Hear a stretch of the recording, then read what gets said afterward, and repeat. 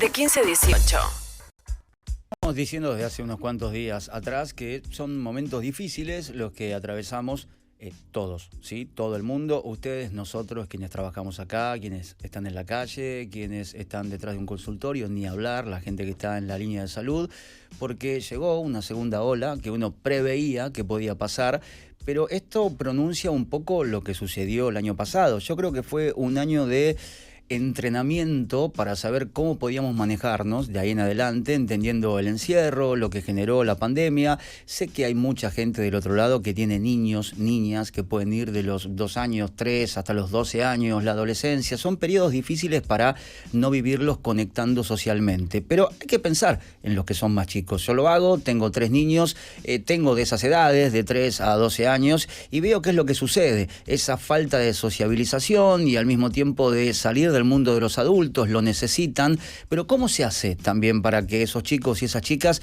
pasen o transiten la pandemia de la mejor manera posible? Porque este es el segundo año, es algo totalmente anormal, es decir, la humanidad jamás se enfrentó a algo así. Hace poquito tiempo, creo que el 26 de mayo pasado, UNICEF estuvo presentando un estudio sobre la capacidad de jugar, en este caso como escudo protector, ¿no?, de niños y niñas dentro de la casa, y en el marco de la segunda ola de COVID. Para hablar de esto, que entiendo debería interesarles, porque hay gente que si no tiene hijos, tiene sobrinos, sobrinitas o primos chicos, vamos a hablar con Olga Izaza. Ella es representante adjunta de UNICEF Argentina, para que nos cuente o profundice sobre este estudio y que nos dé un estado de situación también. No es psicóloga, no es pediatra, pero bueno, se trabaja con niños y con niñas en UNICEF, obviamente como corazón central ya desde el comienzo de los tiempos. Olga, aquí Dani Jiménez, buenas tardes, gracias por atendernos. ¿Cómo estás? Hola, buenas tardes para ti y para todas las personas que nos están viendo.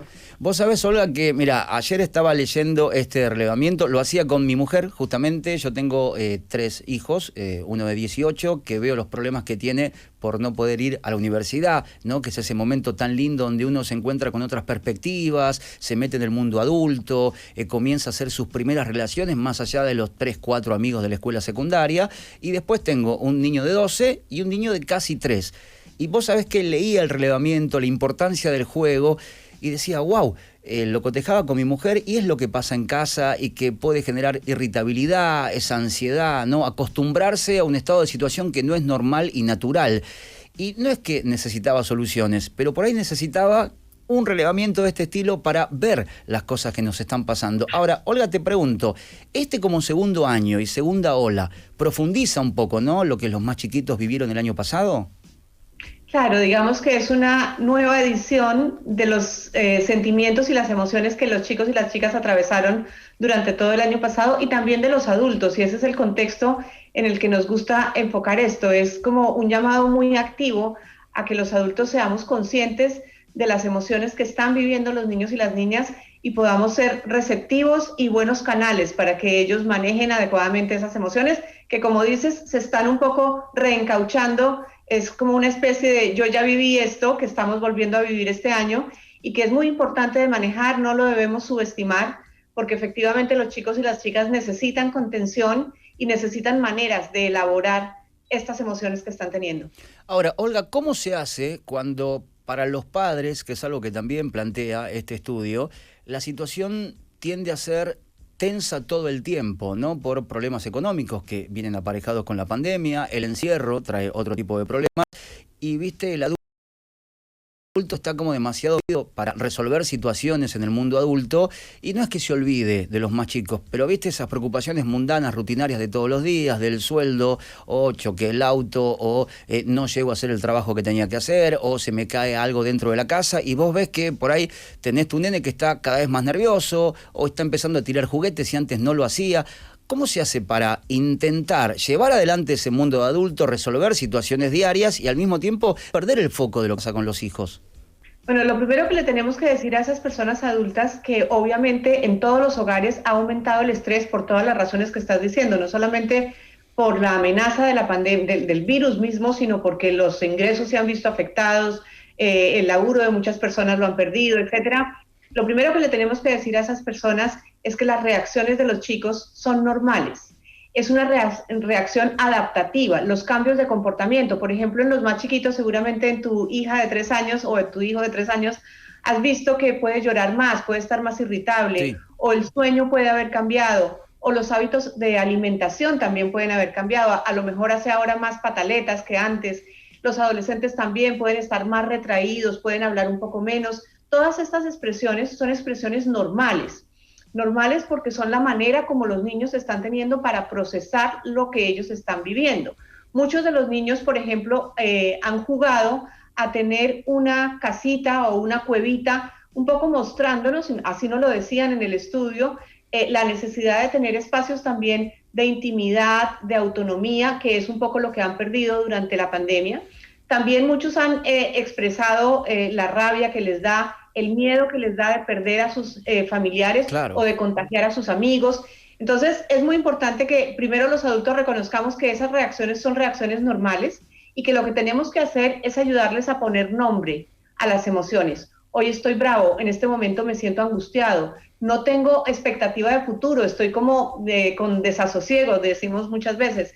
Entonces es muy importante ayudarles a eso para que ellos elaboren y cuenten una historia, la organicen todas esas emociones.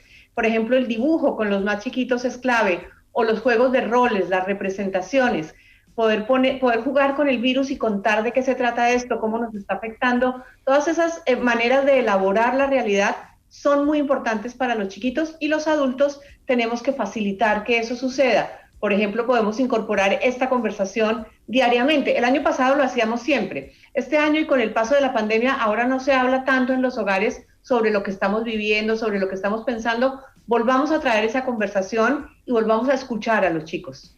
Bueno, me parece importante esta charla. Ya cuando Lucila me la había propuesto, la verdad que dije que sí inmediatamente, y te explico por qué. Y después te voy a preguntar otro de los alcances del estudio que todavía no hemos contado.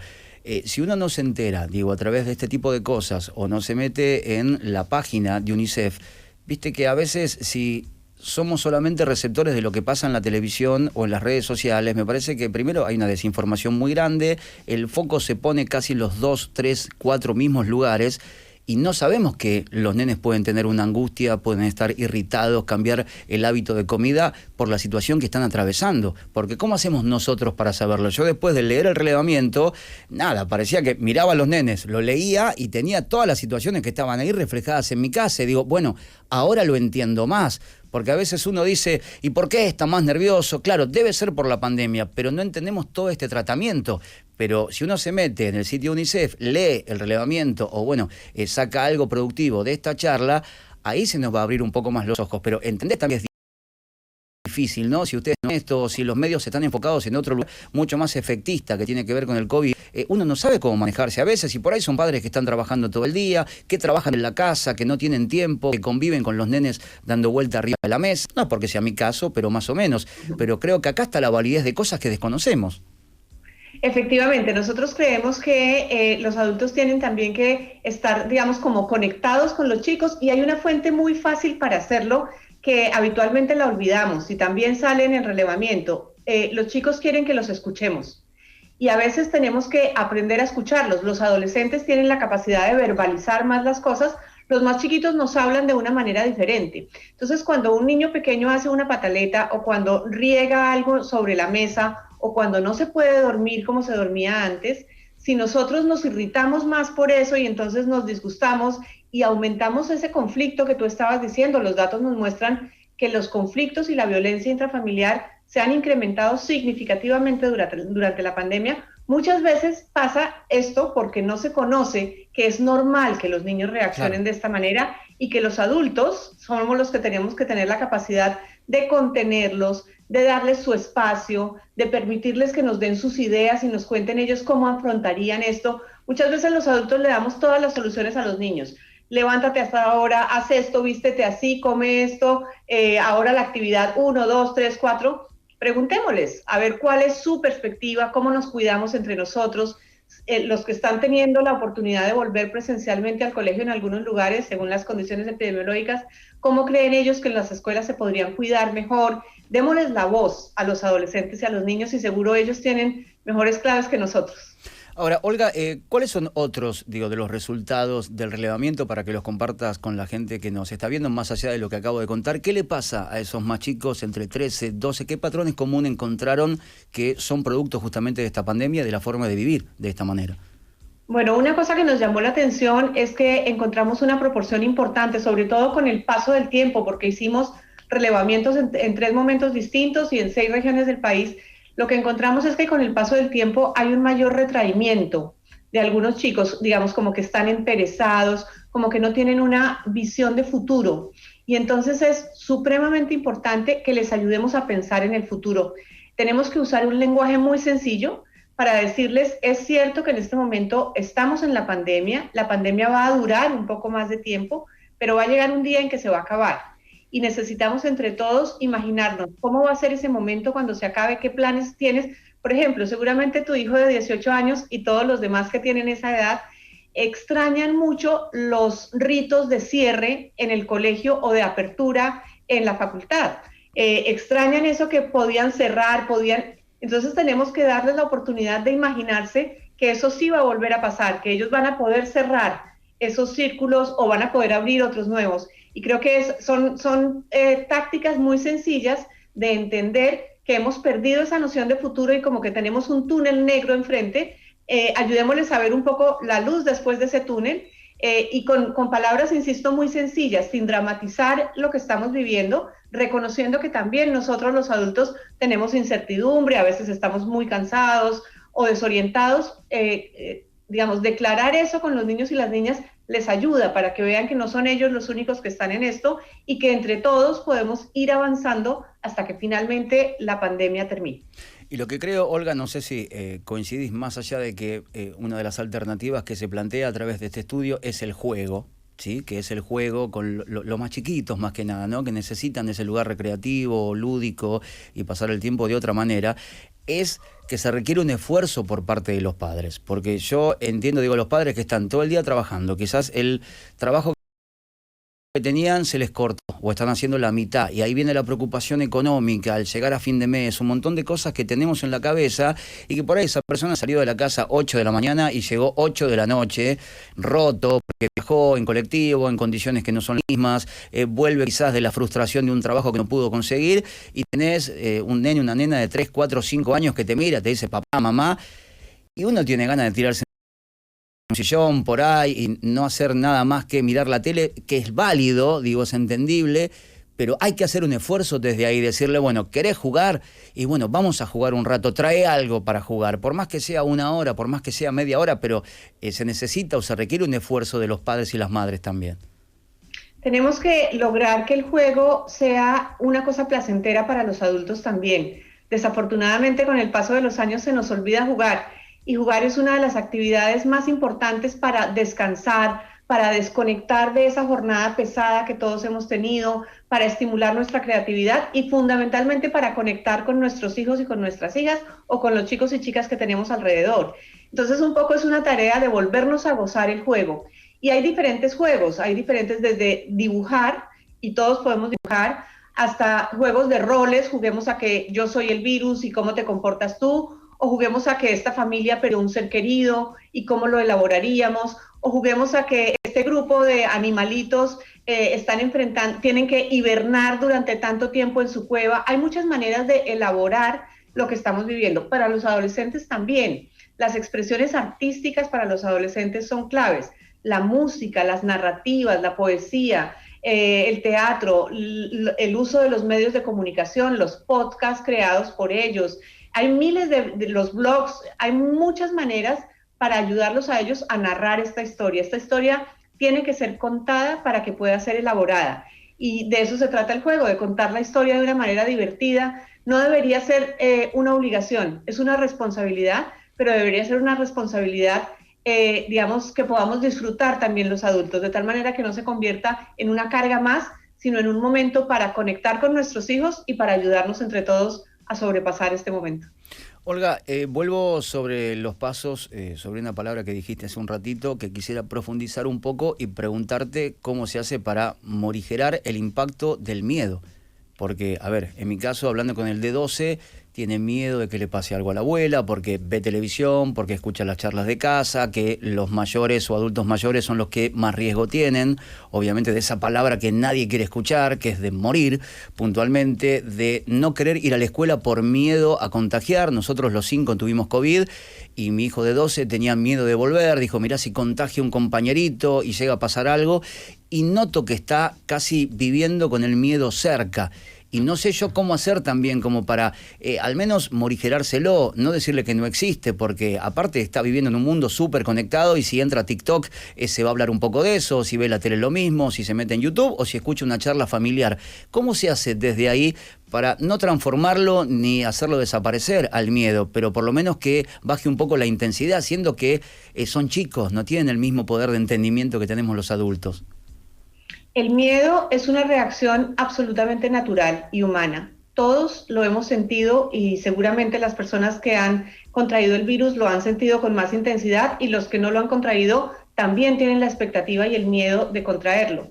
Es muy importante, vuelvo e insisto con eso, pongámoslo afuera, ayudámosle a los niños y a las niñas a que verbalicen o a que simbolicen a través del juego, del dibujo, de las representaciones, del arte, esos miedos que tienen. Si logramos ponerlos afuera y podemos, digamos, hablar sobre ese miedo, reconocer que es verdad, en ningún caso los niños están inventando eso, y eso es muy importante porque muchos adultos desestiman lo que los niños y las niñas creen. Entonces, darles la palabra y creer en lo que ellos están diciendo, poder hablar sobre los miedos y, como digo, poder poner una perspectiva de futuro hacia adelante, digamos, esperanzadora.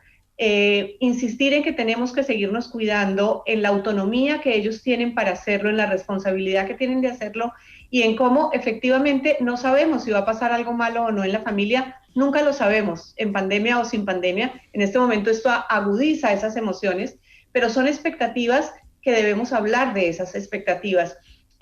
¿Tú tienes miedo de que alguien en la familia muera? Cuéntame, ¿cómo te imaginas que sería si eso pasara? Afortunadamente no ha pasado y todos nos estamos cuidando para que eso no pase. O cuéntame, ¿tú tenías miedo de que alguien falleciera y efectivamente falleció? ¿Cómo ha sido eso en tu caso? Muchas veces los niños, las etapas normales de un duelo también tienen que ver con la negación, con la rabia, con la negociación, con la tristeza, y todas estas se van combinando y, como digo, debemos estar atentos los adultos a que eso suceda.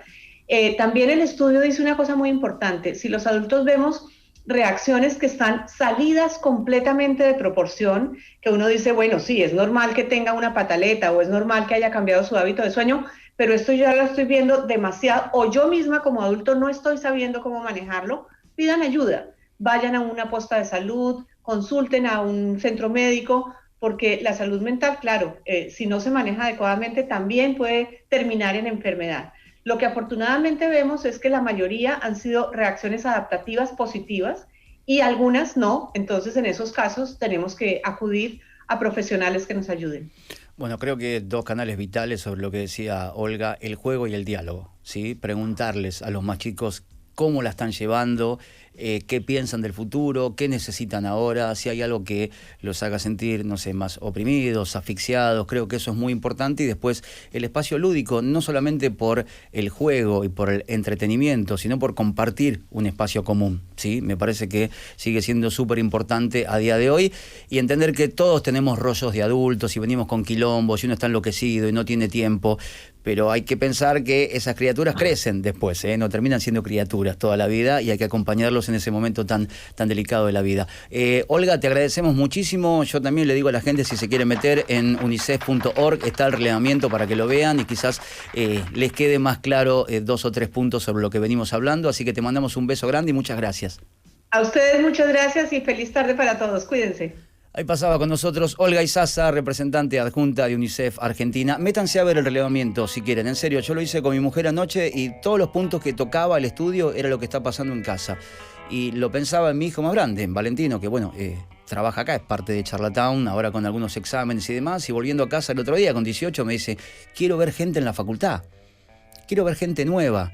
Tengo los 5 amigos de la secundaria y es un momento de la vida tan lindo, ¿no? Cuando salís al mundo con 17, 18 y te encontrás con gente que te dice, ¿y vos de dónde venís? De Neuquén, vos de La Plata, son realidades distintas, estudian cosas distintas, tienen otros intereses. Digo, es la entrada a la adultez.